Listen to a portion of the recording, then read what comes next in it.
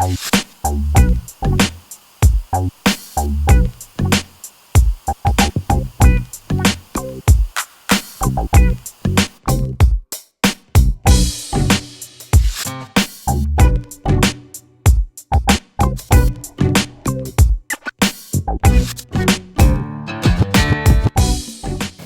is K.Short and welcome to Phoenix Rising. Today I have Oliver with me, but you said it's J. Is it J. Oliver or Oliver J. Madison?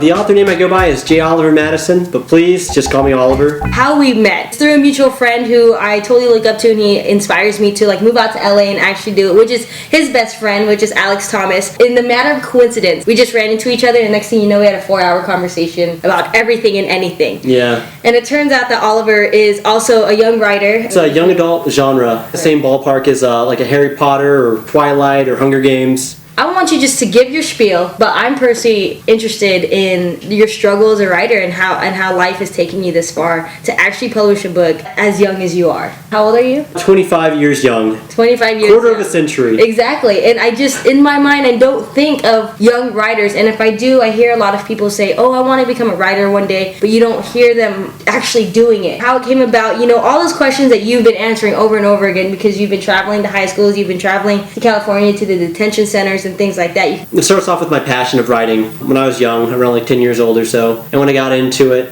I did it because I would always watch TV and read books and see stories that I loved, and then I wanted to contribute back to that later on down the road. So I started making up comics and drawing characters and then writing stories to go along with those characters. So that's where it all began. A lot of my ideas for the characters always came from characters that I did not see in the media that I wanted to create and make more of, like minorities or like unrepresented characters. I wanted to bring more of that to mainstream media. That was kind of like my driving force in writing. And then to get there, I just did a lot of writing classes in high school, creative writing, a lot of honors classes, and then at ASU I majored in English literature and graduated a couple years ago. Even in that major, I took a lot of creative writing classes, a lot of fiction writing. It was always a passion of mine, and I just always wanted to get that knowledge of writing and to better my writing with each class I take and each book I write, each short story I do. You're like, what were you doing prior to writing? Was it just consuming, the comics or watching cartoons? And then was it your personal experience where you're like, what, there's something missing in the realm of what I'm watching, and then I want to contribute to that? Yeah, I enjoyed all the shows and books I would read and watch. I did feel like there was something missing. I felt like I could relate to all the characters to a certain degree, but maybe up to like 70% or so I would have like a little bit of a block, a little bit of a disconnect, because I feel like most of the main characters I couldn't relate to 100%. I didn't feel like they went through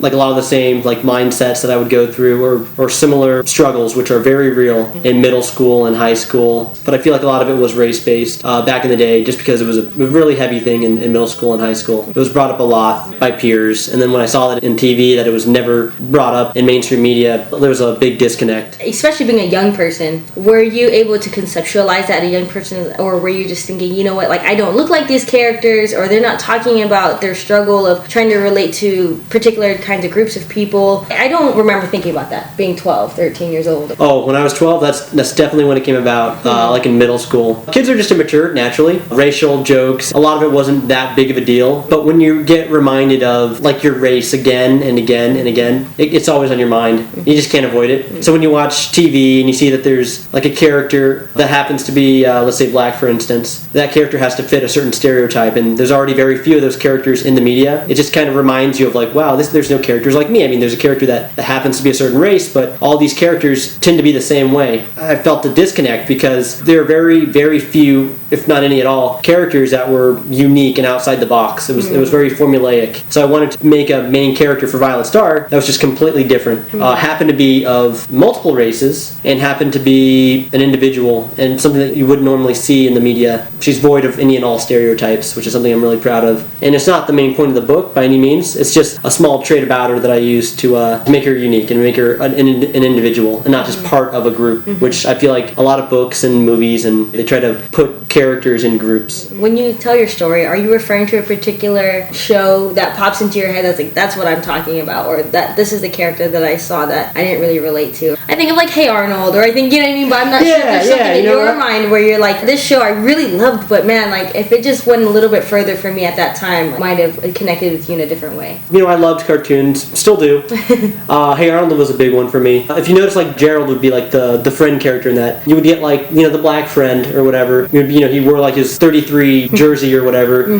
He had like his, you know, his afro. He had like a role to play. He was an awesome character, but he was always in that category. Kim Possible, which is kind of like Violet Star, teenage girl that, you know, kicks a lot of butt and has fun doing it. Not Ron, but she had another best friend who was female, you know, black friend, and had a little bit of sass or whatever kind of stereotype they wanted to throw into her. So they put her again in that category. So she wasn't really that much of an individual. She didn't have any backstory or anything unique about her. She was just kind of there to fill that slot. So those are just two that come to mind. And I'm also interested that you chose a female character, me not identifying as that.